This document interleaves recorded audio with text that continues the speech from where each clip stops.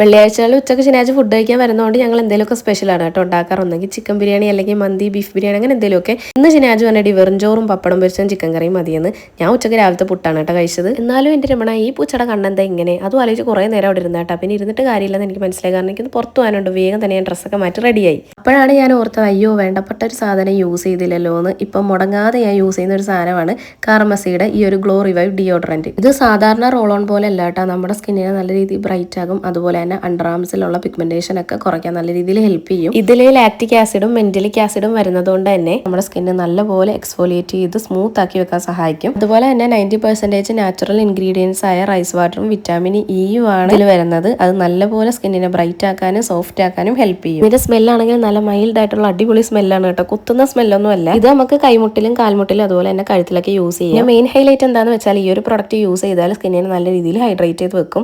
അപ്പോൾ ഈ ഒരു പ്രൊഡക്റ്റ് വാങ്ങണമെങ്കിൽ ആമസോണിലും ഫ്ലിപ്കാർട്ടിലും നൈക്കയിലും അതുപോലെ തന്നെ purple.com-ലും അവൈലബിൾ ആണ്. പിന്നെ പർപ്പിൾ ആപ്പിൽ നിന്നാണ് ഓർഡർ ചെയ്യുന്നതെങ്കിൽ കൊല്ലത്തും കൊച്ചിയിലും അന്നേ ദിവസം തന്നെ സാധനം കൈ കിട്ടും. അപ്പോൾ ഇത് ഇന്നത്തെ കറക്കം ജാസ് സുനീറായിട്ടാണ് കേട്ടോ. ജാസിന്റെ മുടിയിൽ ചെറിയ മിനുക്ക് പണികളൊക്കെ ചെയ്യാനുണ്ട്.